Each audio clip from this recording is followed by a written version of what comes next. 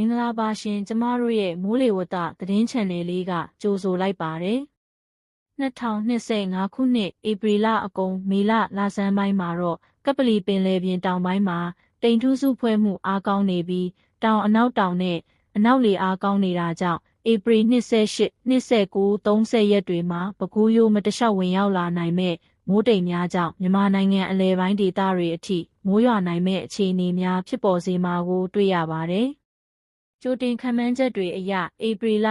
28 29နဲ့30ရက်တွေအတွင်းမန္တလေးတိုင်းတောင်ပိုင်းမှာမိုးများနိုင်ကြောင်းပြနေပြီးရှမ်းပြည်နယ်တောင်ပိုင်းမှာမိုးများနိုင်ကြောင်းပြနေတာတွေ့ရပါတယ်။မတူညီတဲ့ဥရောပမော်ဒယ်နှစ်ခုကပြနေတဲ့မိုးများနိုင်ကြောင်းခန့်မှန်းနေရာတွေဟာနလင်တန်တဲ့ဒေသတွေဖြစ်တာကြောင့်မိုးများရင်ဖြစ်လာနိုင်တဲ့မြေကျွံခြင်းမြေပြိုခြင်းယာယီတိဆောက်ထားတဲ့စခန်းများအတွင်းရေကြီးနိုင်ခြင်းတို့ကိုသတိပြုကြရမှာဖြစ်ကြောင်းအသိပေးတင်ပြလိုက်ပါတယ်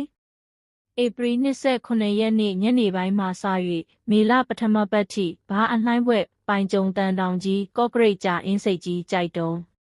ဖပုံမြို့မြဝတီရှမ်းရွာသစ်ကမမောင်းရွှေကွန်းတာမညဇာတပြင်ကော့ဘိန်းကျုံတိုးကတိုးမော်လမြိုင်ကြိုက်မယောမူတုံချောင်းစုံကြိုက်ခမီတန်ဖြူစရက်ခေါ်စာရီလာမိုင်းတထုံပေါင်ဘီလင်းကြိုက်ထိုမုတ်တမစတဲ့ဒေသတဝိုက်မှာလာမည့်ဧပြီ29ရက်နေ့ညနေပိုင်းတွင်မိုးစတင်ရွာသွန်းမည်ဖြစ်ပြီးဧပြီ28 29 30ရက်နေ့အတွင်းမှာအဆိုပါဒေသမှာဒေသအလိုက်နေရာကွက်ပြီးမိုးကြီးလာနိုင်ပါတယ်။တနင်္သာရီတိုင်းဒေသကြီးတွင်ဧပြီ24ရက်မှမေလတလလုံးလူနီးပါးမိုးဆက်ရွာနိုင်ပြီးအနောက်တောင်မုတ်တုံလေအားကောင်းလာခြင်းနှင့်အတူနေရာအနှံ့အပြားမှနေရာကွက်ပြီးမိုးကြီးလာနိုင်ပါတယ်။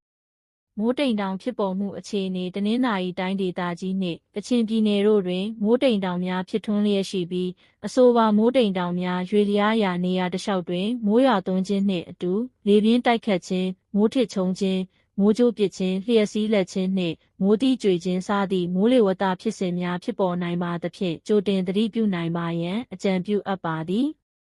မြမပင်လယ်ပြင်လှိုင်းနှင်းငယ်မှလှိုင်းတင်တင်ရှိမီလှိုင်းမြင့်မှမြမကမ်းရိုးတန်းတစ်လျှောက်နှင့်ကမ်းလွန်ပင်လယ်ပြင်တို့တွင်4ပေမှ9ပေခန့်ရှိနိုင်ပါသည်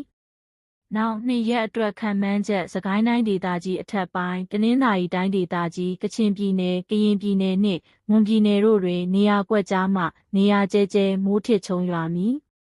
နေပြည်တော်နှင့်အနီးတစ်ဝိုက်အတွက်မနက်ဖြန်မွန်းတဲ့ချိန်ထိခန့်မှန်းချက်တိမ်အသင့်အင့်ဖြစ်ထွန်းမည်ရန်ကုန်မြို့နှင့်အနီးတစ်ဝိုက်အတွက်မနက်ဖြန်မွန်းတဲ့ချိန်ထိခန့်မှန်းချက်တိမ်အသင့်အင့်ဖြစ်ထွန်းမည်မန္တလေးမြို့နှင့်အနီးတစ်ဝိုက်အတွက်မနက်ဖြန်မွန်းတဲ့ချိန်ထိခန့်မှန်းချက်တိမ်အသင့်အင့်ဖြစ်ထွန်းမည်